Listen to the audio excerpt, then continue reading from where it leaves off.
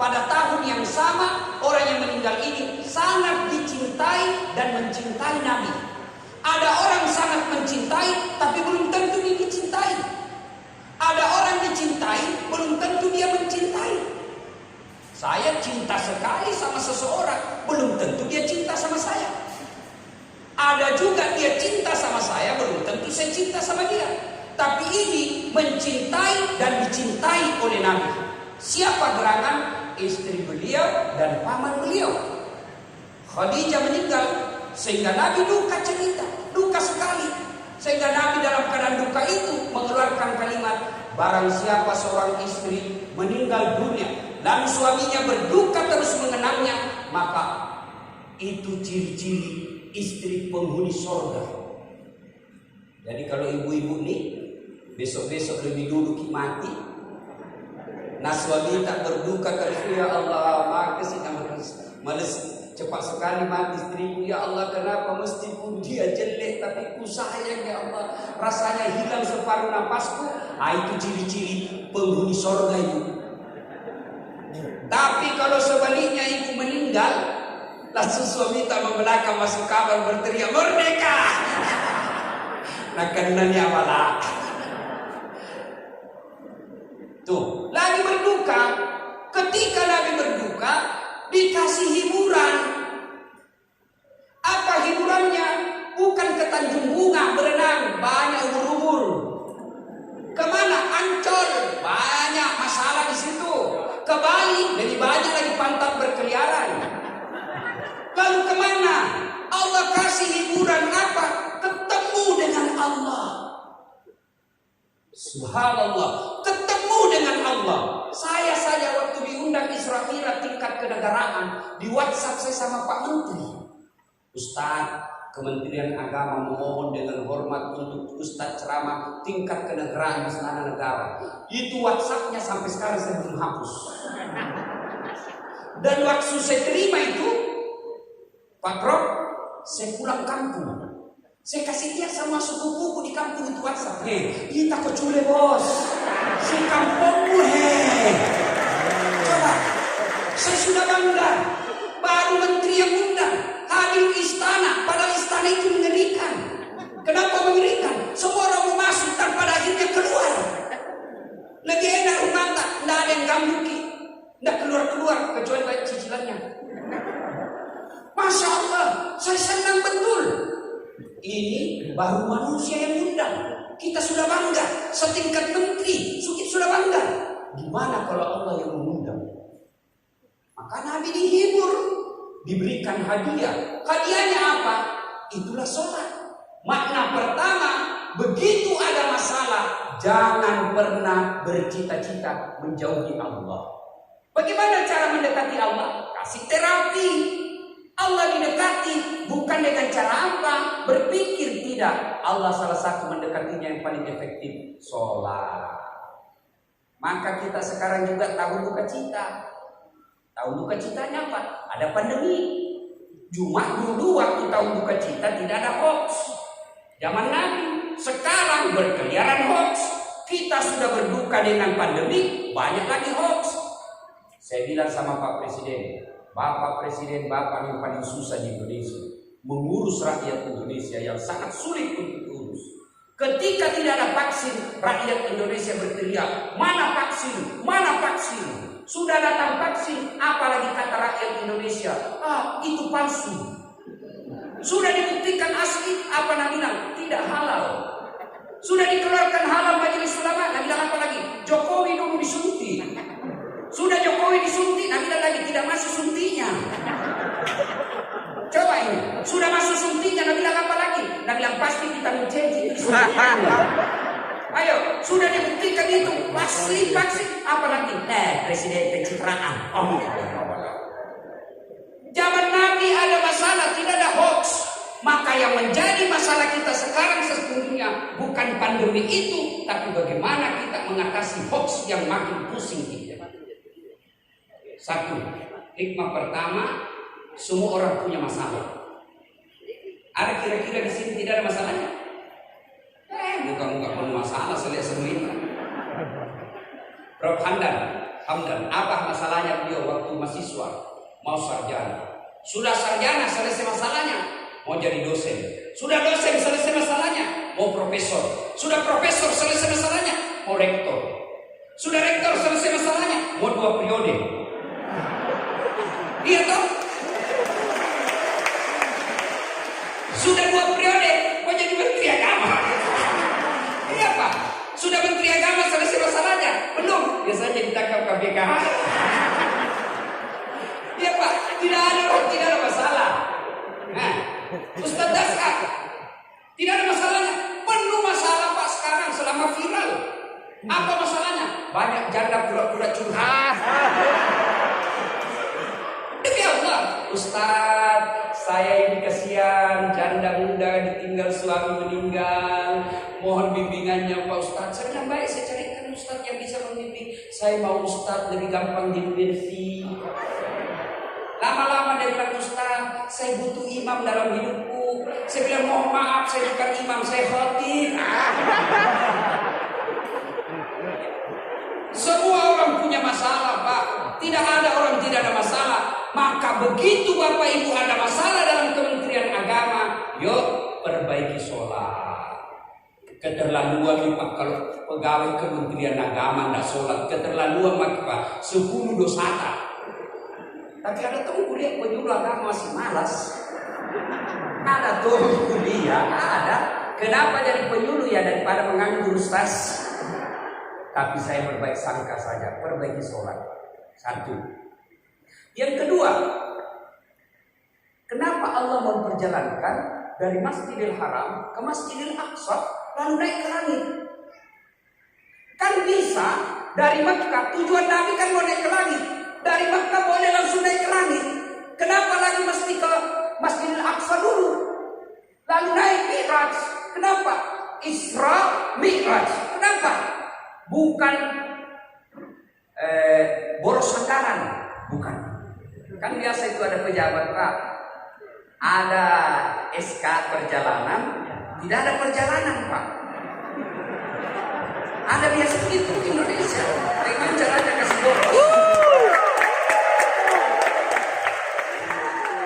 Dan yang lebih parah, sopirnya juga ikut berdosa.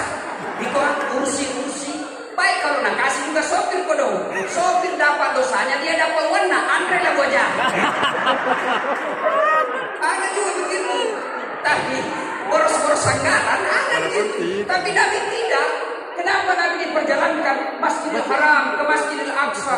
Kan boleh tidak Masjidil Haram langsung naik ke langit. Ternyata ini Allah ingin memberikan pelajaran kepada kita bahwa dalam beragama harus ada keseimbangan. Dalam beragama harus ada keseimbangan. Apa keseimbangan itu? Hablum minallah, hablum minan nas. Pakesini ampe-ampemu padamu lupa tahu. Pakesini toyi pangangkatangamu lori puangi. Perbaiki hubunganmu kepada sesama manusia, Isra. Tapi jangan lupa, sempurnakan pula hubunganmu kepada Allah, Mi'raj. Orang yang baik saja hubungannya kepada manusia, tapi tidak baik hubungannya kepada Allah, bukanlah orang moderasi beragama. Begitu juga sebaliknya, orang yang baik kepada sesama manusia, tapi jelek kepada Allah, atau baik ibadahnya kepada Allah, jelek kepada tetangganya, bukanlah orang yang baik di sisi Allah. Harus seimbang. Itulah yang kita sebut dengan istilah kita orang beragama, hablum minallah, hablum minan nas. Mari kita lihat. Ada orang bagus sekali agamanya, berjamaah setiap saat di masjid. Senin Kamis dia puasa, tahajud tiap malam, ngajar ngaji di masjid, tapi dia tidak punya kepedulian masyarakat. Saya kasih contoh. Ini ustaz ini yang baik agamanya, hablum minallahnya baik, tapi tidak punya amar ma'ruf nahi munkar. Datanglah investor di sebuah daerah dekatnya masjid, bangun. Yang dekat masjid ini bangun apa? Mulailah dia bangun tempat minum-minuman keras. Datangin kodong anak muda yang baru hijrah. Ustaz, itu ada orang bangunan Ustaz, gardu-gardu, warung-warung tempat minuman keras. Apa dia bilang? Enggak apa-apa. Yang penting kau enak beribadah di masjid. Oke, kan biasanya kita begitu. Yang penting dia nak ganggu biar nih yang penting dia nak ganggu kita. Sudah. Oke, lama-lama datang lagi di pembunuh hijrah. Pak Ustaz, ini bukan cuma jual minuman keras, dia sudah jual narkoba. Anak-anak kita sudah banyak yang ke sana Ustaz. Anak-anak remaja kita sudah banyak yang ke sana minum-minum. Kata ini Ustaz, tidak apa-apa. Yang penting bukan kita, aman-aman saja. Lama-lama datang lagi Ustaz, makin ramai di sana Ustaz, makin besar bangunannya dan makin ribut musiknya. Apa katanya? Tidak apa-apa. Yang penting kita tidak diganggu. Makin lama makin banyak pengunjung. Akhirnya apa? Masjidnya digusur. Kenapa? Karena lebih banyak yang batil daripada yang baik. Digusur. Mau melawan apa? Diminta makom. Inilah yang disebut hubungan kepada Allah harus baik, tapi hubungan kepada sesama manusia juga bagus. Nah, biasanya yang merusak ini moderasi kita yang biasa, ada orang baik beragamanya kepada Allah, tapi jelek hubungannya kepada manusia. Kan pernah Nabi ditanya, Nabi bertanya, "Atadruna manil muflis?" Kau tahu siapa yang bangkrut nanti di akhirat? Siapa yang bangkrut nanti di akhirat? Nabi bertanya, yang tidak sholat ya Rasul, ya sholat. Yang tidak puasa ya Rasul, ya puasa. Yang tidak haji padahal mampu, ya haji. Yang tidak bayar zakat ya Rasul, ya bayar zakat. Kalau begitu siapa yang bangkrut ya Rasulullah? Jarusu wa khatir rahim. Tetangga yang jahat sama tetangganya dan yang memutuskan tali persaudaraan. Heran sahabat, kenapa bisa? Dia kan baik puasanya, baik sholat, bilang cocok. Tapi ketika dia setor amalnya, ya Allah, ini sholatku. Kata temannya di kantor kementerian, tunggu dulu Tuhan, memang dia baik sholatku itu, tapi pernah kena fitnah. Katanya mobilku hasil korupsi. Gara-gara fitnahnya, saya tidak naik pangkat, dimutasi ke Kodong, ke tempat yang tidak ada jaminannya. Gara-gara fitnahnya, saya menderita. Allah berfirman, ya sudah, ambil sholatnya. Habis sholatnya, dia setor lagi puasanya. Ya Allah, ini puasaku. Datang lagi. Pernah tahu nggak itu satu kantor? Nah, fitnah kak, katanya anakku yang lurus rambutnya bukan anaknya suamiku, karena suamiku keriting rambutnya. Dia tidak tahu anaknya lurus rambutnya karena sudah direbonding. Gara-gara fitnahnya, saya juga dimutasi. Nah, sudah ambil sholatnya, habis puasanya, habis sholatnya, habis semua amalnya, masih ada yang datang. Tuhan, saya juga pernah sama-sama cari di Makassar. Sudah minggu jual rumahku, habis uang 2 miliar. Gara-gara fitnah yang disebar tidak benar, saya kalah ya Allah. Saya mau melapor di polisi, temannya polisi. Nah sudah kalau begitu. Dia bilang bagaimana caranya Tuhan? Nah habis amalku. Tidak ada kebatilan yang tidak ada balasannya hari ini. Supaya adil, ambil dosanya orang yang pernah kau aniaya. Inilah perlunya memperbaiki hubungan kepada sesama manusia. Ada memang orang itu Pak, hitam jidatnya gara-gara sholat, tapi dewa mana terus banyak si salah-salah. Depan rumahnya bertengkar gara-gara got. Ustaz itu ustaz. Sebelah kirinya rumahnya bertengkar gara-gara apa? Binatang ternaknya. Sebelah kanan rumahnya bertengkar gara-gara apa? Bunganya, janda bolong. Belakang rumahnya bertengkar gara-gara apa? Parkirannya. Padahal ustaz, orang seperti ini bukanlah orang yang baik. Nabi pernah ditanya, ya Rasulullah, siapa sesungguhnya orang baik itu? Apakah orang ibadahnya luar biasa kepada Allah? Bukan, kata Nabi, bukan sekedar itu. Khairun nas anfa'uhum linnas. Sebaik-baik manusia di antara kalian yang paling banyak manfaatnya buat orang lain. Nah ibu bapak saudara-saudara sekalian, kita tidak usah bahas lebih panjang soal ini. Ini membuktikan bahwa moderasi beragama itu, orang yang baik agamanya sesungguhnya bukan hanya taatnya kepada Allah, hancur hubungannya kepada manusia, tapi taat kepada Allah, harmonisasi dalam kehidupan beragamanya juga bagus. Yang biasa merusak juga kita sebenarnya itu apa? Merusak keseimbangan. Apa Pak? Kesombongan. Dan sombong itu kata Nabi 4 pemicunya. 1, ilmu.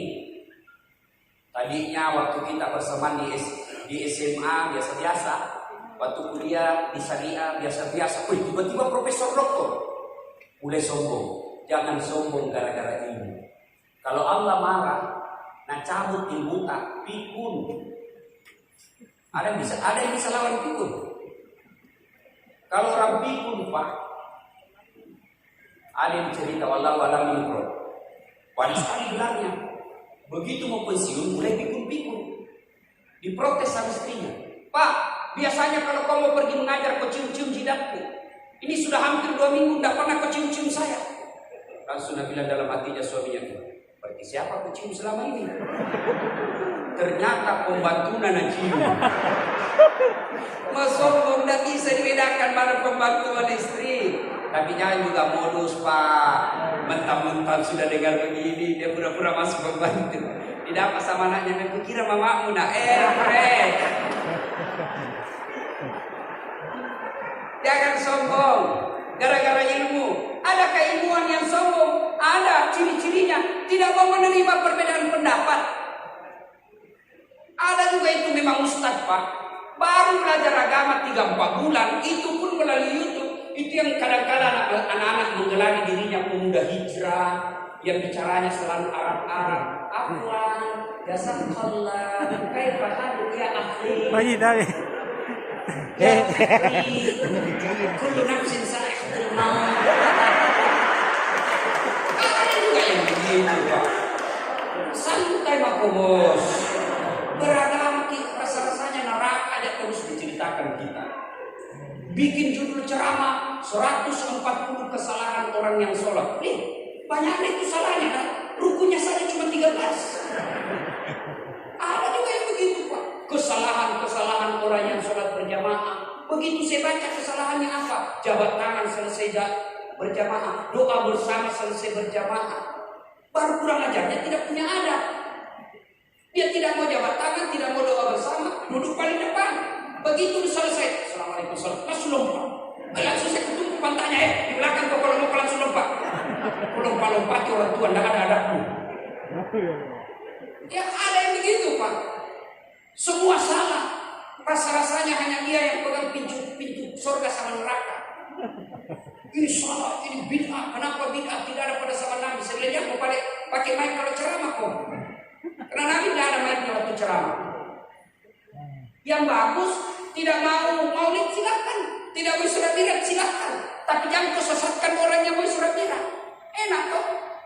Dulu saya waktu kecil, kalau ada orang tidak kunut, tidak ribut orang Pak. Di samping tak Allahu Akbar, tidak kunut salat subuh, pasti dalam hati tak Muhammadiyah. Selesai. Taksiat tidak ada kue, langsung dibilang saja Muhammadiyah. Itu dulu. Sekarang orang Pak baku canggung sesama muslim. Kenapa? Kesombongan datang kadang-kala dari ilmu. Orang angkat takbir saja ke macam-macam diletakkan tangan. Allahu Akbar. Ada lagi yang kedua, Allahu Akbar. Ada lagi yang ketiga di bawah di pusat, Allahu Akbar. Bukan di bawah sekali. Ada lagi yang Allahu Akbar lurus. Mana kau pakai? Silakan kau pakai. Jangan kau salahkan orang yang pakai yang beda sama kamu. Kalau semua boleh Ustaz, yang mana salah kalau kau pakai semua? Allahu Akbar. Salah mampu itu. Jelas kok.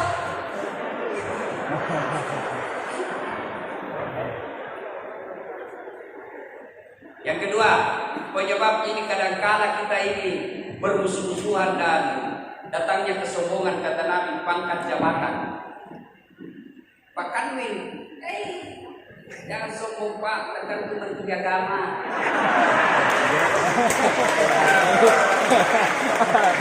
Biar Pak Menteri Agama mau, kalau istrinya bilang tidak setuju, tidak jadi Pak. Ayo Pak, apa kita mau sombongkan dengan jabatan? Saya ketemu teman-teman saya polisi, kok jangan sombong karena pangkat jabatan berbintang 1, bintang 2 sampai bintang 7. Jangan kau sombong, kau tidak bakal pensiun itu hilang itu bintangmu. Saya ketemu sama pejabat-pejabat gubernur, bupati, jangan sombong. 20 tahun saja masamu, 10 tahun lewat kau masih pakai itu bintangmu, gambar Garudamu sudah 10 tahun kau mau pakai lagi. Nah bilang orang gila. Apa kita mau sombongkan dengan pangkat jabatan. Yang ketiga membuat kadang-kala orang sombong, harta kekayaan. Apa yang kita sombongkan dengan harta? Allah marah. Betul masih banyak unta, betul masih banyak tabungan. Allah titipkan satu penyakit, tidak ada bisa dimakan. Dilarang makan nasi. Uang 4 miliar. Dilarang makan nasi. Apa enaknya bos? Saya pernah diundang ceramah di Roma. Tahu ya ke Roma ibu? Ibu tahu Roma? Dekatnya Sudian. 2 hari saya ceramah sambil spaghetti nak kasih ke sama roti. Kemudian saya ini perlu bugis bos, tidak mempan kalau roti, carikan nasi. Itu baru 2 hari. Ini dilarang makan nasi, dilarang makan garam, dilarang makan gula, dilarang makan daging, dilarang makan, semua dilarang. Apa yang bisa makan? Ubi rebus. Wajah 4 miliar ubi rebus tidak makan. Apa kau mensombongkan dengan hartamu?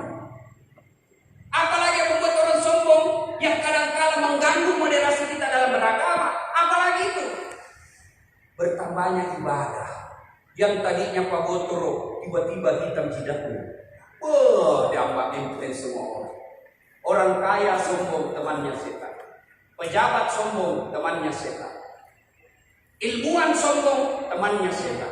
Orang taat beribadah sombong, temannya setan. Tapi orang masih bilang dia tahu, wajarlah dia sombong.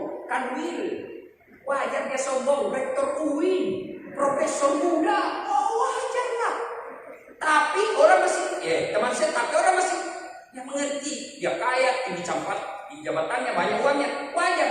Tapi kalau kau mau pengangguran, jelek mukamu, tidak terkenal, sombong lagi. Bukan maksud temannya setan, kau sudah jadi setan. Nah ibu bapak saudara-saudara sekalian. Nah yang pertama tadi itu keseimbangan. Yang kedua, nilai-nilai moderasi dalam Isra Mi'raj. Kita semua sudah paham. Nabi selesai ketemu dengan Allah, kan turun.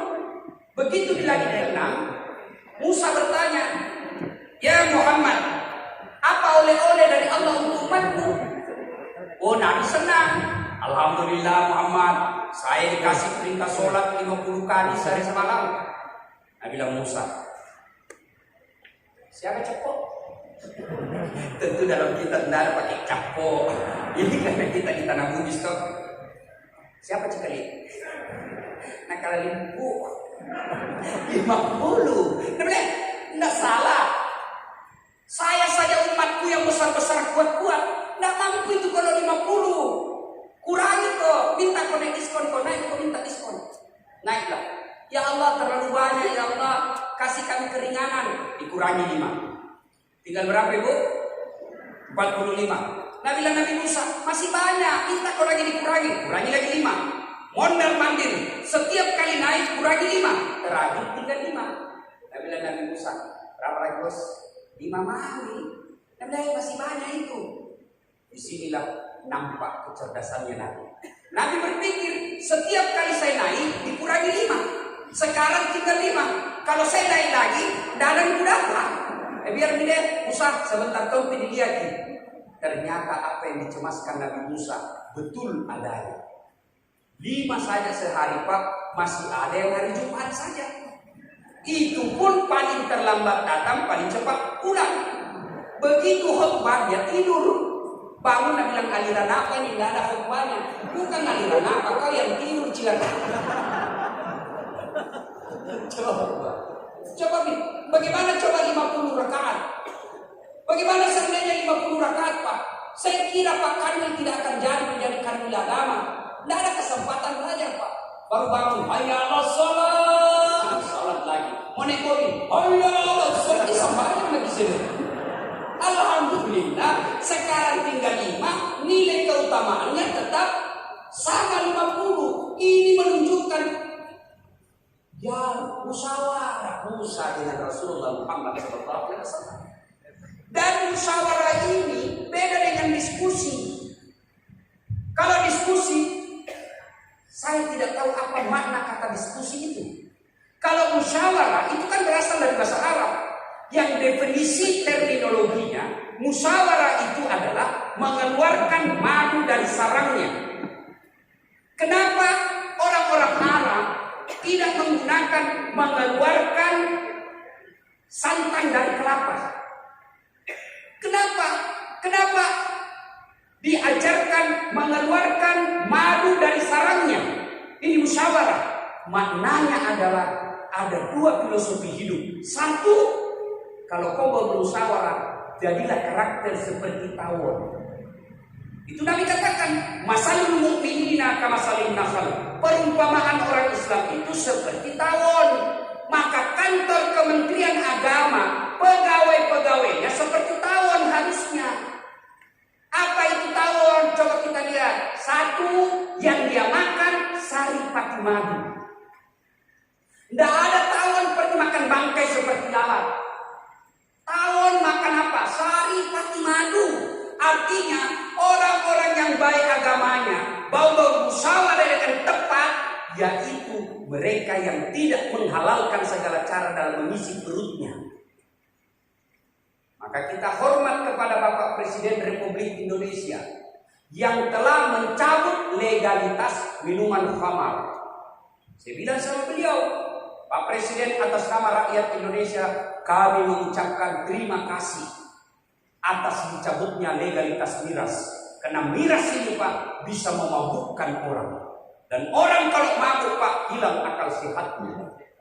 Tapi Bapak Presiden ketahuilah, ada mabuk yang lebih berbahaya daripada mabuk miras, yaitu mabuk cinta. Kalau mabuk cinta, berkeliaranlah wanita-wanita pelakor. Kalau mabuk cinta, berkeliaranlah bapak-bapak yang suka menipu istrinya, lebih mendapatkan istrinya orang lain. Pelakor, mabuk cinta. Tapi Pak Presiden yang saya hormati, ada lagi mabuk yang lebih berbahaya daripada mabuk miras dan mabuk cinta, yaitu mabuk kekuasaan. Kalau orang mabuk kekuasaan Pak, menghalalkan segala cara, bukan hanya menghancurkan dirinya, tapi juga menghancurkan negara. Kita lihat nih orang mabuk kekuasaan Pak, menghalalkan segala cara, sibuk kiri kanan. Nah, ibu bapak, saudara-saudara sekalian yang saya hormati, madu, tawon yang dia makan yang baik-baik. Yang kedua, tawon itu yang dia keluarkan apa? Madu. Artinya kita pegawai Kementerian Agama khususnya umumnya orang Islam harus mengeluarkan yang baik-baik. Tutur katanya lembut, ahsin kalamak, haluskan kata-katamu. Karena telah diberikan pelajaran berharga bagi rakyat Indonesia. Ada orang hebat, dinilai dia diasumsikan bersih, diasumsikan hebat dalam memimpin, tapi mulutnya kotor, kasar, jatuh Pak. Maka dakwah jangan mengeluarkan kata-kata kotor. Dakwah jangan mengeluarkan kata-kata yang tidak disenangi oleh telinga kita. Disitulah sebabnya dibutuhkan ilmu dalam menyampaikan diksi yang tepat. Yang berikutnya, tawon itu dimanapun dia hinggap tidak ada ranting dan dahan yang patah. Artinya orang Islam tidak boleh menjadi biang kerok, dia harus menjadi rahmatan lil alamin, rahmat bagi seluruh alam. Soal ini Pak, belajar dari Rasulullah. Awal Islam 3 kali perang. Pertama perang Badar, menang mutlak orang Islam. Yang kedua, perang Uhud. Meskipun 80 sahabat wafat, tapi dikatakan saya bisa mengklaim menang umat Islam waktu itu. Kenapa? Berhasil mempertahankan Madinah. 2 kali menang. Yang ketiga, perang apa? Perang Khandaq atau perang Farid. Nabi menang mutlak juga. Orang Islam makin bertambah. Jumlah orang Islam jauh lebih banyak daripada penduduk kafir Quraisy yang ada di Mekah. Datanglah Nabi ingin umroh bersama sahabat. Di Hudaybiyah ditahan kafir Quraisy. Datanglah Suhail menjadi juru bicaranya kafir Quraisy bersama dengan Amr bin As. Jangan masuk Makkah. Kalian tidak boleh masuk Makkah. Umar jengkel, Umar marah sebagai panglima perang waktu itu. Ya Rasulullah, kita perang aja. Tapi Umar tidak berani protes kepada Nabi. Dia datang kepada Abu Bakar. Abu Bakar, Muhammad kan Nabi. Kita ingin menyampaikan yang benar. Kenapa mesti kita terima perdamaian ini? Kenapa mesti takut? Abu Bakar selalu berbaik sangka. Umar, ketahuilah apa yang dipilih oleh Rasulullah itu adalah perintah dari Allah yang Maha Tahu dan Maha Benar. Sahabat yang lain sudah mau perang, tapi diajak berdamai, Nabi memerintahkan dan mengambil damai. Padahal kita mayoritas waktu itu, padahal kita lagi di atas angin, tapi ada perintah untuk berdamai, Nabi pilih damai. Itulah yang disebut rahmatan lil alamin. Jangan mentang-mentang kita mayoritas, lalu kita kemudian menghantam seenak perut kita, semau-mau kita. Tapi dengan catatan, moderasi dan toleransi itu harus dua belah pihak. Tidak boleh yang mayoritas selalu mengalah untuk kepentingan dan orang-orang minoritas tidak pernah mau mengerti. Nah, itu yang disebut. Tapi saya bilang sama waktu itu saya ketemu dengan Pak Menteri Agama. Pak Menteri Agama, saya senang istilah yang Bapak pilih. Mestinya kata toleran, intoleran sudah jangan terlalu banyak dipakai. Kenapa? Kata toleran dan intoleran ini sudah menjadi kapling-kapling politik kepentingan seseorang dan kepentingan kelompok. Seolah-olah yang amar ma'ruf nahi munkar selalu diidentikan dengan intoleran. Seolah-olah mereka yang moderat ini selalu dikategorikan sebagai toleran. Sebaiknya kata toleran, intoleran kita hapus dari kalimat pergaulan sehari-hari. Lebih kita pakai kata moderasi beragama. Kanan boleh masuk, kiri boleh masuk. Itulah moderasi beragama yang kita inginkan. Bapak Ibu saudara-saudara sekalian, contoh konkret dari moderasi beragama ini, lihat sholat jamaah. Kalau Bapak mau bicara soal moderasi beragama, lihat sholat jamaah. Kita lihat sholat berjamaah apa? Ketika menjadi makmum siapa saja boleh, tapi ketika menjadi imam tidak boleh sembarang. Kenapa? Imam ini menentukan. Kalau salah di imam, kacau sholat jamaah. Contoh, penghafal Quran datang, pondok pesantren, Ramadan, disuruh jadi imam. Silakan kau jadi imam deh. Dia baca yang panjang-panjang, hanya dia yang tahu dan hafal. Begitu dia dibagi sholat, tiba-tiba ada cicak jatuh dekat telinganya. Kena telinganya stres. Namanya stres, hilang hafalan. Dia ingat-ingat apa sambungannya ini. Dia ingat, tidak bisa juga dia ingat. Terpaksa, lama-lama dia bilang, tolong bantu di belakang. Dia bilang di belakang, saya juga tidak tahu. Tiba-tiba ada anak muda berteriak, dia bilang, kalau begitu ya sudah, Allahu Akbar. Kacau, sholat jamaah. Karenanya, mau belajar moderasi beragama, nih. Kalau imam salah, apakah begitu salah imam begitu langsung ditarik? Salah Bapak Imam? Tidak. Tapi apa yang umat jamaah ucapkan? Subhanallah. Kita puji Allah dulu, baru imam dengan besar hati tinggalkan syah, tinggalkan jamaah karena sudah batal. Saya kentut, meskipun tidak ada yang tahu. Bila sedikit Ustaz tidak habis, tetap batal. Jangan mentar-mentar tidak ada yang dengar, tinggal di situ, kacau salat jamaah. Yang berikutnya, moderasi beragama harus selain imam juga harus baik, makmum juga harus bagus. Karena kadang-kadang juga makmum ini mengganggu kita. Ada juga makmum Pak Kain ini paling soleh di dalam, mulai takbir akan dumewa mati Pak.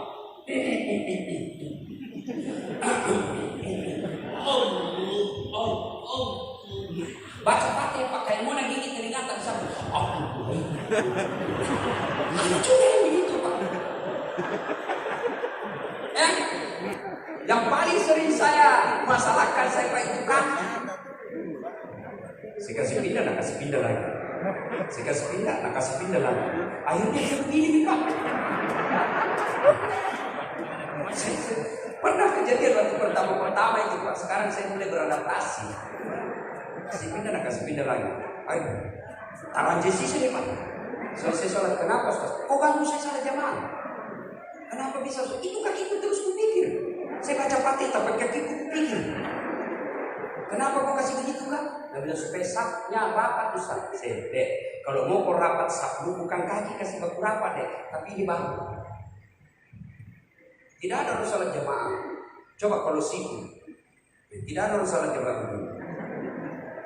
Tapi kalau kaki, baku rapat kaki itu takbir rendah.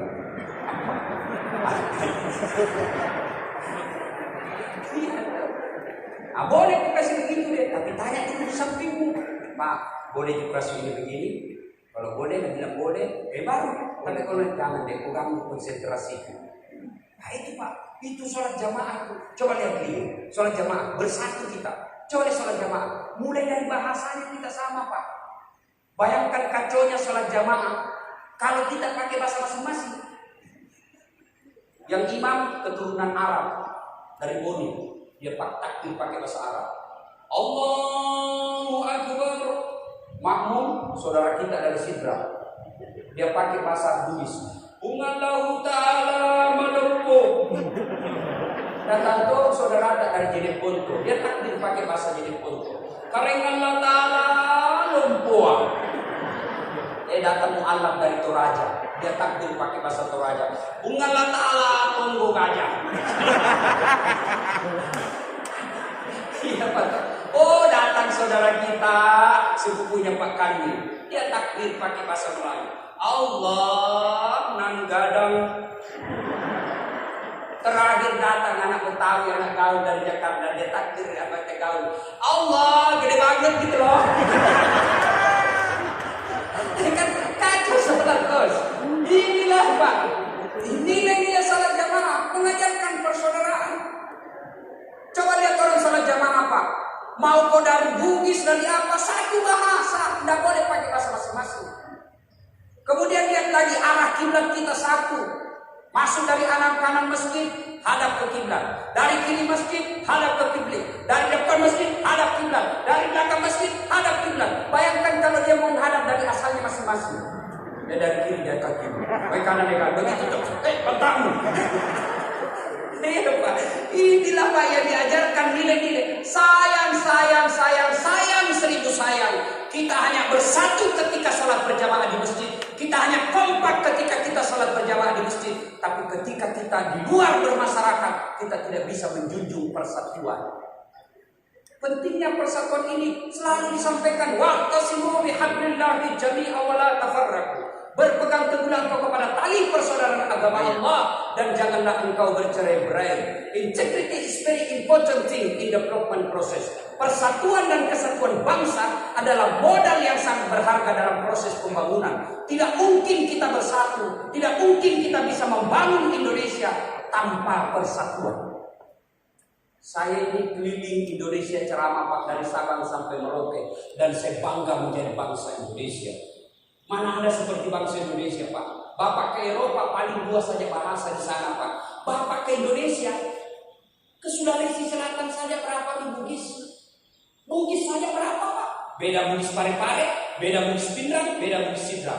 Siapa ini beli ini 250. Pak kasih mau ije, aja mau macai. Iko sama ya? Sesama Bugis saja sudah beda. Ibu bapak saudara-saudara sekalian, dan pada akhirnya banyak yang ingin kita pelajari dari Isra dan Mi'raj dan keterkaitan dengan moderasi beragama. Saya ingin menutup dengan satu kata. Tidak mungkin umat lain bisa memahami agama kita dengan membaca kitab kita. Tidak. Dengan membaca kitab Quran dan hadis, tapi mereka memahami agama kita dari kelakuan dan perbuatan kita sehari-hari. Kalau kita dilihatnya kasar, dilihatnya kita suka memaki, maka yang ada di benaknya, oh katanya Islam ini agama rahmatan lil alamin. Kenapa bisa seperti itu? Nah, ibu bapak saudara-saudara sekalian, mohon maaf ini saja tausiah kita, mudah-mudahan ada manfaat. Pak Kamil, sesungguhnya orang Bugis itu tidak pandai berpantun Pak. Maka dalam Bugis itu hampir tidak bisa kita dapati budaya pantun. Karena orang Bugis itu, orang sini bilang silang sungang. Ya? Kalau orang Melayu menyukai cewek, maka dia akan berkata, aku melihat ada kumbang di atas pot. Kumbang itu berwangi sedap. Itu orang Melayu Pak. Kalau orang Bugis langsung bilang, saya lihat ada gadis di atas ruang, saya mau melamarnya. Dia langsung saja dia begitu Pak. Maka hampir bisa dipastikan lelaki Bugis tidak ada yang romantis dalam bertutur kata. Tapi dia romantis dalam bertindak. Nah, apa romantisnya orang Bugis? Bukan dari lisannya, tapi apa? Dia tidak haji sebelum istrinya lebih dulu naik haji. Apa romantisnya orang Bugis? Kalau dia pergi merantau, dia belum jemput istrinya sebelum dia sudah punya rumah untuk ditempati istrinya. Itu orang Bugis. Tapi menghargai Pak Kamil yang berpantun, maka saya pun akan berpantun. Lebat batang padi jeram, padi dipanen di pagi hari. Niat hati berpoligami, apa daya takut istri. Ada balasannya, Bu. Burung cendrawasih terbang tinggi, mencari makan di pagi hari. Bukan kami takut istri, cuma istri lebih berani. Buah jeruk, buah pisang, buah nangka, buah kelapa, buah salak, buah durian. Itulah buah-buah. Assalamualaikum warahmatullahi wabarakatuh.